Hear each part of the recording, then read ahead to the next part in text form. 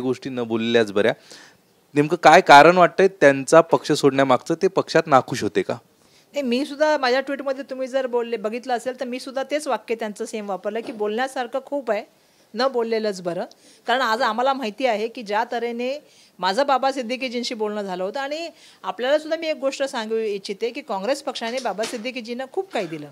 48 वर्ष त्यांनी काँग्रेसबरोबर एकनिष्ठ राहिले. ते काँग्रेस पक्षाचे त्या ठिकाणी सदस्य होते, कुटुंब सदस्य होते. बिलकुल आम्ही त्याला मान्य करतो, त्यांचं जाणं खेदजनक आहे. परंतु त्यांच्याशी आम्ही सातत्याने बोलत होतो, त्यांच्याशी आम्ही त्या ठिकाणी सांगत होतो त्यांना की बाबा तुम्ही असं करू नये. पण आपल्याला सुद्धा माहिती आहे की आजकाल ज्या तऱ्हेने एक सरकारी दबाव चालू आहे, मग ईडी असेल, CBI असेल, इन्कम टॅक्सचा वापर चालू आहे, सरकारी तिजोरी ओपन केलेली आहे ज्याच्यामधून तुम्हाला सरकारच्या वतीने पैसे दिले जातील आणि खरेदी विक्रीचे व्यवहार चालू आहेत. अशा वेळेला ज्या वेळेला आज खरं तर सगळ्यात महत्त्वाची गोष्ट आहे की आज लोकशाही जर टिकायची असेल, आज या देशाचं संविधान टिकायचं असेल, तर आज ही लढाई खूप मोठ्या प्रमाणात लढण्याची आवश्यकता असताना आज धर्मांग शक्ती मोठ्या प्रमाणामध्ये पुढे आल्यानंतर त्यांच्याशी लढायची ताकद आवश्यक असताना आज काँग्रेस पार्टीचे लढण्याचं काम करते. भारत जोडो न्याय यात्रेच्या माध्यमातून जनमानसापर्यंत पोहोचण्याचं काम करते. आज युवा असतील, महिला असतील, किसान असतील, श्रमिक असतील, यांच्या हक्कासाठी बोलते आहे काँग्रेस पार्टी. अशा वेळेला त्यांचा हा निर्णय हा खरं तर दुर्दैवी आहे असं मला या ठिकाणी सांगावं लागेल. पण असंही बोललं जात आहे की काँग्रेस सोडून आता ते राष्ट्रवादीमध्ये प्रवेश करतील आणि त्या वाटेवर बाबा सिद्दीकी आहेत. नाही, मला माहिती आहे की ते अजितदादांच्याकडे येणार आहेत.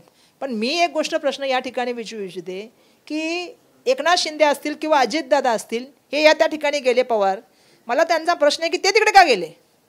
ज्या तऱ्हेने सचिन जोशीला ईडीची इन्क्वायरी आली की कोण तिकडे गेले सर्वांना माहिती आहे. अजितदादाजींचा क्लोजरचा रिपोर्ट दिला गेला, छगन भुजबळांची ती केस बंद करण्याचा निर्णय घेतला गेला. हे काय तरी राजकारण चालू आहे की महाराष्ट्रातील जनता तुम्हाला समजत नाही असं वाटतंय का तुम्हाला? महाराष्ट्राचं राजकारण हे वेगळं राजकारण राहिलेले आहे. महाराष्ट्राची जनता ही सुज्ञ जनता राहिलेली आहे. कारण जसं मी मगाशी म्हणाले की महाराष्ट्रामध्ये प्रबोधन खूप मिळालेलं आहे, समाज सुधारकांकडून मिळाले, महाराष्ट्राला खूप मोठी परंपरा आहे संत महात्म्यांची. आणि म्हणून आमची इच्छा होती की ह्या वेळेला लढाई जी आहे ती लोकशाहीची आहे, लोकशाहीच्या मूल्यांची आहे, संविधानिक मूल्यांची लढाई असल्यामुळे बाबा सिद्दीकीजींनी आमच्याबरोबर राहायला पाहिजे होतं. तुमच्याकडनं समजवण्याचा प्रयत्न करण्यात आला नाही, कारण गेल्या अनेक दिवसांपासून ही चर्चा होती. तसं म्हणजे बाबा सिद्दीकी यांच्या हालचालीवरनं देखील तसं दिसून येत होतं की ते पक्षामध्ये नाखुश आहे आणि ते पक्ष सोडतील. मग त्यांना मनवण्याचा पक्षामध्ये नाखुश असं कोण बोललं?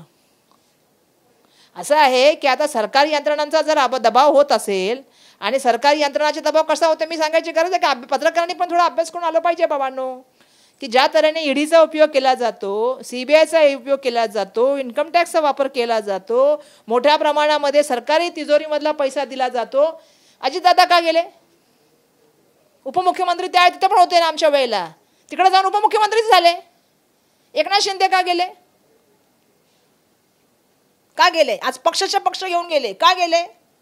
लोकशाही मूल्याला धरून आहे का ते? देशाच्या संविधानाला धरून आहे का ते? कुठेतरी आपण हा विचार करायला पाहिजे की महाराष्ट्राचं राजकारण हे एकनिष्ठेवर, पक्षनिष्ठेवरती आणि विचारधारेवरती होतं. आपण जर बघितलं तर काँग्रेस देखील आणि राष्ट्रवादी हे दोन पक्ष एकेकाळी समविचारी पक्ष म्हटले जात होते. मग असं काय घडलं की बाबा सिद्दीकी ह्या एका पक्षाला सोडून दुसऱ्या राष्ट्रवादी सारख्या पक्षात जात आहेत? NCP मध्ये आणि काँग्रेसच्या आघाडीमध्ये बद्दल प्रश्नच नाही. आमची होती ना आघाडी, मग दादा का BJP बरोबर गेले? दादा BJPची आणि आमची विचारसरणी एक आहे का? NCPची आणि BJPची विचारसरणी एक आहे का?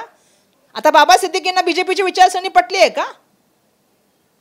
बाबा सिद्दीकींना याचा अर्थ BJPची विचारसरणी पटली, कारण ते BJPला जाऊन बसले. आज धर्मांग ज्या तऱ्हेने वातावरण आहे, आज अल्पसंख्याकांमध्ये जग सुरक्षित आहे, अशा परिस्थितीमध्ये बाबा सिद्दीकींनी खरं तर उभं राहायला पाहिजे होतं, आवाज बनवून त्यांचे प्रश्न मांडायला पाहिजे होते. परंतु दुर्दैवाने आज मोठ्या प्रमाणामध्ये स्व म्हणतात ना काय, स्वतःच्या स्वार्थापायी स्वतःच्या या गोष्टीसाठी काही लोक जात आहेत पक्ष सोडून. आणि ही दुर्दैवाची गोष्ट आहे खरं तर, कारण ज्या वेळेला आज खरं लोकशाहीला गरज आहे आणि ज्या पक्षाने तुम्हाला नाव दिलं, ज्या पक्षाने तुम्हाला संधी दिल्या ना, मंत्री म्हणून संधी दिल्या, आमदार म्हणून संधी दिल्या, आज लढायच्या वेळेला आपण लढायचं सोडून जी पळपुटेपणाची भूमिका घेत चाललेल्या आहेत ती कुठे ना कुठे चुकीची आहे असं माझं या ठिकाणी म्हणणं आहे. बाबा सिद्दीकी यांचे चिरंजीव झिशान सिद्दीकी तुमच्या पक्षातनं आमदार आहे, त्यांच्याशी तुमची चर्चा झाली का आणि त्यांच्यावर पक्ष काही कारवाई करेल का? बघा, मी कालच त्यांच्याशी बोलले. काल मी त्यांच्या मतदारसंघामध्ये कार्यक्रमाला गेलो, त्यांच्याशी बोलले होते. त्यांनी मला सांगितलं आहे की मी पक्षाबरोबर राहीन. त्यांनी मला सांगितलेलं आहे की ताई मी आपल्याबरोबर आहे. मी एवढंच या ठिकाणी एक गोष्ट सांगू इच्छिते की त्यांना तरुण वयामध्ये काँग्रेस पक्षाने आमदार बनवलं, सगळ्यात तरुण आमदार ते आहेत. त्याचबरोबर त्यांना मुंबई युथ काँग्रेसचा अध्यक्ष बनवलेलं आहे. पक्षाने त्यांच्यावर विश्वास दिलेला आहे. आता प्रश्न आहे की त्यांनी विश्वासाने पक्षासाठी काम करावं. तर आपण बघतोय सरकारी यंत्रणाच्या दबावाखाली सगळे पक्ष सोडून जात आहेत आणि बाबा सिद्दीकी यांना आता भाजपाची विचारसरणी पटते का असा प्रश्न देखील वर्षा गायकवाड यांनी उपस्थित केला आहे. कॅमेरा पर्सन गणेश मोरेसह अक्षय कुडकेलवार, TV9 मराठी, मुंबई.